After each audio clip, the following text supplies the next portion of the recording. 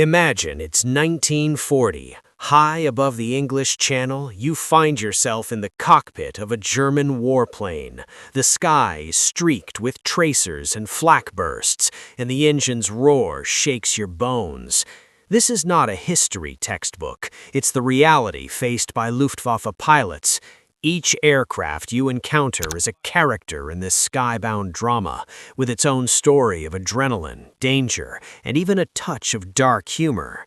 In the next 20 minutes, we will dive behind the controls of these legendary machines, from the sleek fighters to the lumbering bombers, and live their thrilling tales. Picture gripping the joystick of a German fighter as it tears through clouds, or staring down an enemy bomber from the muzzle of a dive bomber's guns. We'll visit icy nights over Russia, the burning skies of the Blitz, and the vast Atlantic where ocean hunters prowled. Along the way, we'll feel the thrill and terror these planes brought, and even crack a sly smile at their oddities. Because if you couldn't laugh at strapping yourself to a rocket-powered glider, you'd cry. So buckle up, our engines are about to fire, and these warbirds are ready to tell their tales. Imagine it's spring 1940. High above the French coast, the sky is streaked with black puffs of flak. Clamped to the stick of a Messerschmitt Bf 109, a Luftwaffe pilot roars after a formation of British fighters. The 109's powerful engine thunders beneath him. This agile bird slices through clouds with frightening speed. For the Allies, spotting that distinctive wing silhouette meant a deadly hunt was underway. The Bf 109 had earned a reputation as the backbone of the German Air Force. By war's outbreak, Messerschmitt had churned out thousands of these sleek monoplanes. They fought in every theater, from the Blitzkrieg over France and Britain to icy dogfights above Stalingrad and the deserts of North Africa. Top German aces like Erich Hartmann lived and died with the 109. The Black Devil himself scored over 350 victories in one. Even loaded with bombs as a fighter-bomber or dragging extra fuel tanks for long-range escort, the 109 could hold its own, always ready for another mission at dawn. Yet behind its fearsome legacy, the 109 carried quirks. Its skinny landing gear made for some wobbly touchdowns, and pilots joked the plane needed training wheels. The cramped cockpit and limited rear visibility could turn a dogfight into a blind chase. Still, man and machine learned to trust each other. After all, when British Spitfires spilled fire and smoke across the sky, often it was a Bf 109 on their tail. The ultimate high-stakes game of cat and mouse. It's dawn, 1941, at a quiet airfield in France. Mechanics fuel a brand-new fighter, the Fw-190. Its big, round, radial engine cow glares like an open maw. Oberleutnant Mueller climbs in. When he starts the engine, a wild, rumbling roar bursts out, almost like waking a wild bear. The 190's stocky fuselage jerks forward as it takes off, climbing faster than any Messerschmitt. From that moment, Allied pilots would learn its deadly power. Soon enough, they would call it the Butcher Bird for the havoc it could wreak. Compared to its cousin, the Fw-190 packs a heavier punch. It carries more guns and heftier bombs, yet stays surprisingly nimble. Its wide landing gear makes touchdown a breeze. German crews joked the 190 could land on a postage stamp and still stick. This sturdy fighter thrived from the frigid Russian plains to the deserts of Africa. Wherever it flew, enemy pilots learned that this new German predator was as fierce as it was fast. Take Hamburg in October 1943. Hundreds of American B-17 bombers formed a silver wall in the sky, heading to flatten the city. Scores of Fw-190s scrambled to intercept. Waves of butcherbirds dove in, guns blazing. The bomber crews watched in horror as fighters appeared from nowhere, picking off stragglers and pushing the formation around. After the raid, memoirs spoke of faces twisted in fear on the fortresses as the Fw-190s painted the sky red. It was a grim night, one in a long string of battles that proved the Butcher Bird was a predator on the prowl. By war's end, the 190 had evolved into dozens of variants: night fighter, ground attack, maritime patrol, but always with that growling engine. Even when pitted against the first American jets, it fought fiercely. For the Germans, the Fw-190 was a harbinger of hope each morning, a solid, reliable warbird. And for the Allies, it was a demon overhead, something to be outwitted or else shot out of the sky. In the skies of early WW2, nothing sounded quite like the Stuka dive bomber's scream. Imagine 13,000 feet up, a bandage-shaped Ju-87 Stuka pivots and plunges toward Earth, terrifying sirens blaring from its fixed landing gear. Below, soldiers and civilians scatter in panic as the plane hurtles down, then wheels up, aiming bombs with deadly accuracy.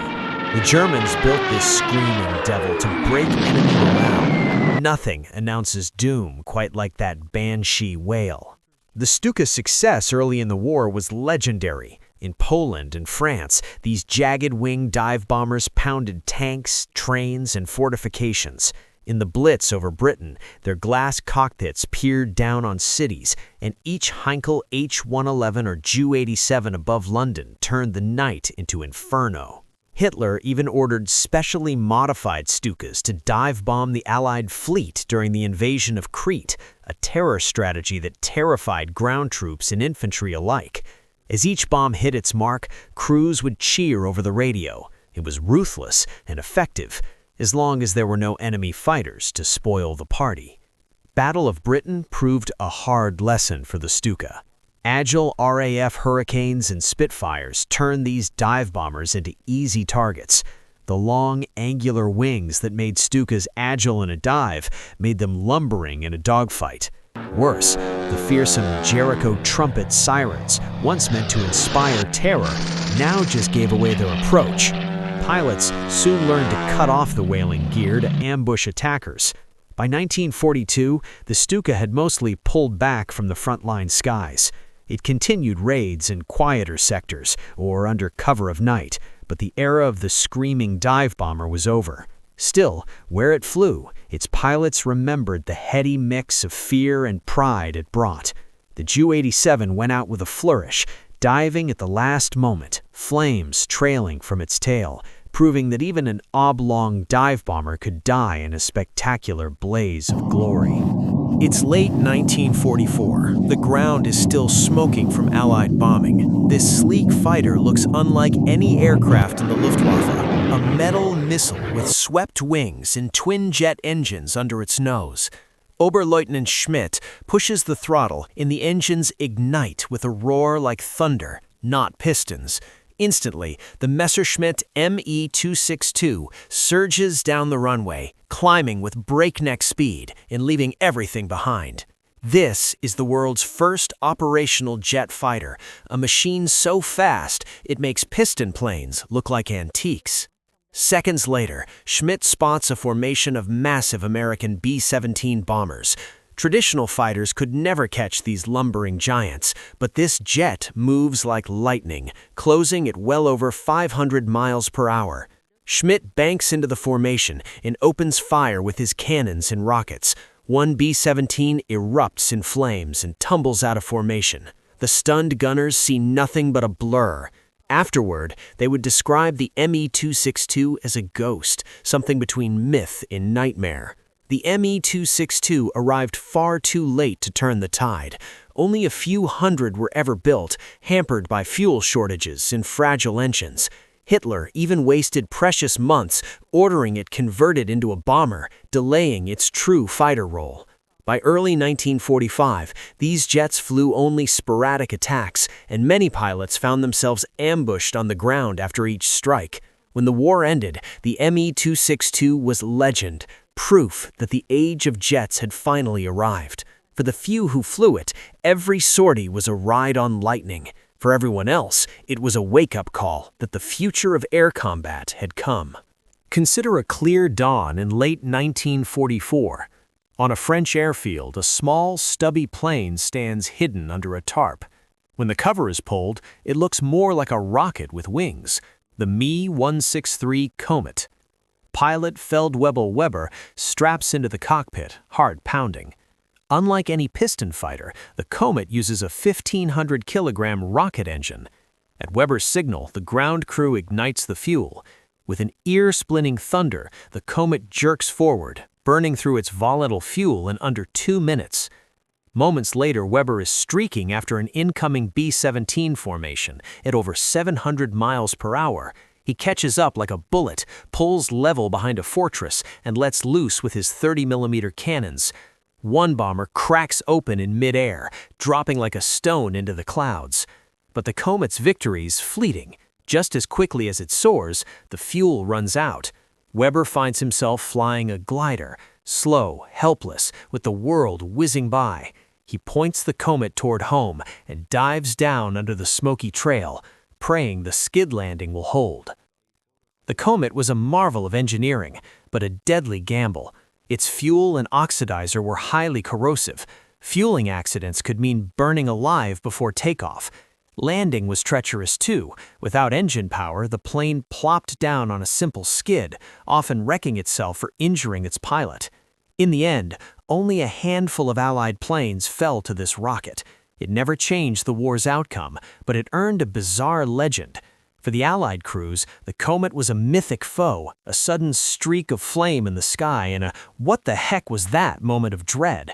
And for German engineers, it proved that even in 1945, they could fling a man into the heavens and back on a puff of fuel. Midnight, September 1940. Over a moonlit London, silhouettes of bombers carve through the sky. In each one, a Heinkel H-111 holds steady as anti-aircraft flak rips around it. Each bomber carries nearly 2 tons of explosives, its glass nose glinting in the city lights, about to be turned to ash. Lieutenant Fisher steadies his flight path, hoping each bomb falls on target as 6 engines roar for the Reich. When these planes scream over London by night, chaos follows. History knows them as the Blitz's avenging hawks. The H-111 began the war as a symbol of Nazi air power. By day, it might seem docile, lumbering through gray clouds with its rounded fuselage and stubby tail. In the early Blitz, formations of them could operate with little opposition, raining bombs unchecked. But as 1941 wore on, faster Spitfires and Mustangs started picking off Heinkel crews like sitting ducks. Crews adapted by flying alone or at night, hiding under the cover of darkness. Still, for a time, the H-111 did its gruesome job with deadly precision, carving fear into the hearts of Londoners and defenders alike. As the war dragged on, the venerable H-111 found new roles. Some were stripped of their guns and turned into transports, hauling supplies or towing gliders. In a final act of desperation, a few carried captured V-1 buzz bombs under their bellies to launch them over England. Mostly, though, the old bombers were pulled from frontline duty. By the end, the humble H-111 was a relic, but for a time, under its wings, thousands trembled. Even a seemingly simple bomber, when sent roaring over cities, could etch its mark on history. The Junkers Ju-88 was Germany's aviation multi-tool. By day, it could bomb or dive. By night, it could intercept and shoot. Pilots loved its adaptability. A single Ju-88 model led to dozens of variants. One could be a dive bomber at dawn and a night fighter by midnight. It was jokingly called the Swiss Army knife of the Luftwaffe. Inside its cockpit, radar operators and gunners switched between telescopic sights and machine guns as easily as someone switching tools on a gadget. Imagine a moonless night over the Rhine. Oberlieutenant Brown's Ju-88C climbs skyward, twin 30mm cannons under its wings. Allied flares drift up through the darkness, illuminating bomber streams ahead. Using onboard radar, Brown locks onto a lead Lancaster and fires. The bomber's tail shreds into flaming debris. Mission done, Brown banks away into the dark before the gunners even knew he was there. These high-altitude cat-and-mouse games were the Ju-88's specialty. By 1944, the Ju-88 had appeared on all fronts. Some carried giant torpedoes against Allied ships, others bristled with radar and cannons to hunt down aircraft. In the chaos of D-Day, Ju-88s pounded supply ships in the Channel. On the Eastern Front, ground attack versions blasted tanks and columns of vehicles.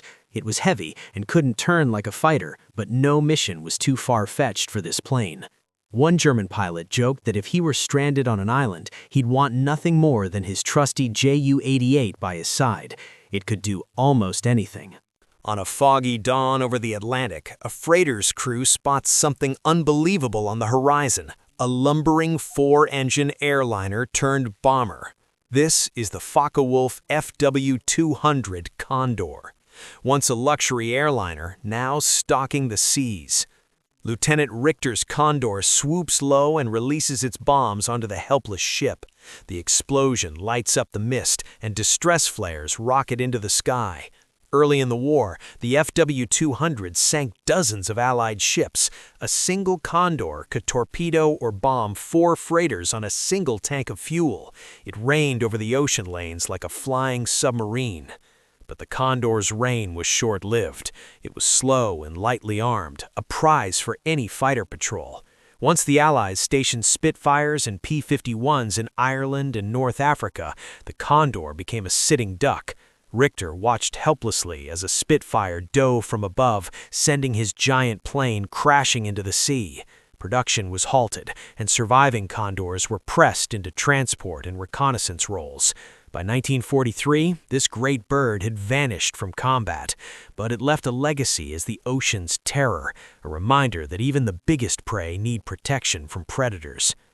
At the start of the war, Germany dreamed of a 2-engine destroyer to conquer the skies. The Messerschmitt Bf 110 was that ambition, boasting long range and heavy armament. Hauptmann Jäger climbed into his 110 before the Battle of Britain, expecting this lumbering escort to rule. But reality bit hard. Nimble Spitfires and Hurricanes picked off Zerstorers in droves. Within weeks, it was obvious that the twin-engine fighter wasn't agile enough. Daylight missions became nightmarish. But the 110's story didn't end there. Fitted with radar and extra guns, it found a deadly new role as a night fighter. Imagine a quiet midnight in 1943, a radar-lit Bf 110 stalks returning RAF bombers. Unterofficer Schmidt grins as he lines up under a Lancaster, firing upward-firing Schrage music cannons into its belly. Moments later, flares light the sky as the bomber crashes earthward, another kill for the night ace. By war's end, the Zerstorer had become notorious after dark, even as its daylight role faded into history. Ironically, a machine once labeled a failure had become a legend of the night skies. We've hurtled through the heart of World War II's aerial battles. These German warplanes were more than steel and rivets. Each had a soul forged in smoke and flame. We saw the daring Messerschmitts, the ferocious Focke-Wulfs, the screaming Stukas, and even a rocket-powered bullet streaking through the skies. We felt suspense in every dogfight and dropped bomb. And yes, we even cracked a nervous smile at some of the strange twists of war. In the end, these machines are relics of a brutal past. Today, their props are still, and their pilots are gone, but their stories echo through history. We hope you enjoyed this adrenaline-fueled tour of the Luftwaffe's greatest warbirds.